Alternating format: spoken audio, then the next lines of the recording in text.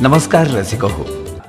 पेशवेकालीन पाणी पुरवठा यंत्रणा, शोध आणि बोध.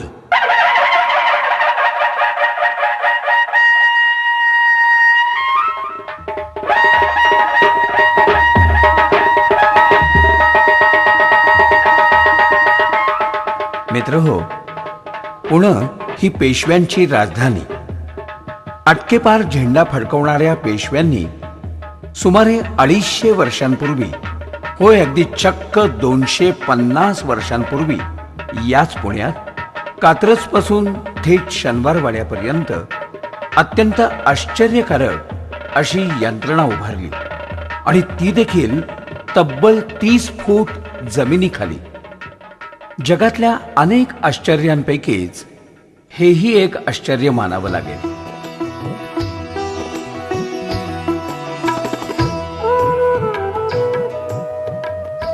सन 1749 श्रीमंत बाळाजी पेशवे यांच्या पुढाकारानं नागरिकांना पाणी मिळावं यासाठी ही अद्भुत यंत्रणा उभारण्यात आली. त्यासाठी अस्सल देशी तंत्रज्ञान वापरून तब्बल 8 किलोमीटर लांबीचं हे बंदिस्त भुयार जमिनीपासून 30 फूट खाली बांधण्यात आलं. चुना आणि गच्ची विटांच्या सहाय्यानं बांधण्यात आलेलं हे भुयार कात्रज पासून इंदिरानगर, पद्मावती, अरण्येश्वर, सणस चौक, वाडिया हॉस्पिटल, काळा हौद, बदामी हौद, भाऊ महाराज बोळ, तुळशीबाग, कोतवाल चवडी, फरसखाना, नानावाडा मार्गे थेट शनिवारवाड्यापर्यंत पोहोचतं. वाटेतले अनेक वाडे, हौद, विहिरी यांना मुबलक पाणी देत देत अखेरीला हे पाणी अमृतेश्वर आणि ओंकारेश्वर घाटांपाशी तशाच भूमिगत मार्गानं नदीला मिळतं. मित्र हो, गेली 250 वर्ष यातनं अखंड पाणी वाहत आहे. अगदी आजही तब्बल 4 फूट उंचीचा हा खळाळता प्रवाह म्हणजे निसर्ग आणि मानवी कल्पकता यांचा अपूर्व संगम आहे. सुमारे 6 फूट उंच आणि 2.5 फूट रुंद अशा 8 किलोमीटर लांबीच्या या सलग भुयाराची माहिती गेल्या 250 वर्षात अनेकांना होती. मात्र त्याचा सखोल अभ्यास आणि या मार्गावरल्या उच्छ्वासांचा शोध हा मात्र घेतला गेला गेल्या अवघ्या 10 वर्षांपूर्वी.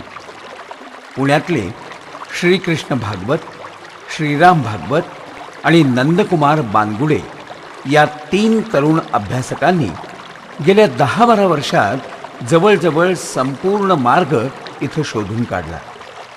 पत्रकार शरद लोणकर यांनी यावर्षी या माहितीला भरपूर प्रसिद्धी दिली आणि जमिनीखाली असणारं हे पाणी पुरवठा भुयार साऱ्या देशातच नव्हे तर साऱ्या जगात चर्चेचा विषय ठरलं. मित्र हो, ही पेशवेकालीन पाणी पुरवठा यंत्रणा म्हणजे आपलं वैभव आहे. या यंत्रणेचं जतन अगदी व्हायलाच हवं. जगाला थक्क करणारा हा ठेवा आपल्या पुण्यात आहे याचा आपल्या प्रत्येकालाच अभिमान आहे.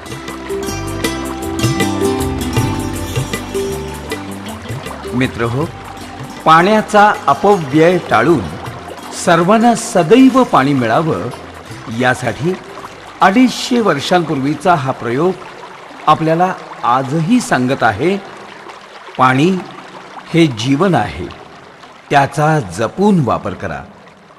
धन्यवाद.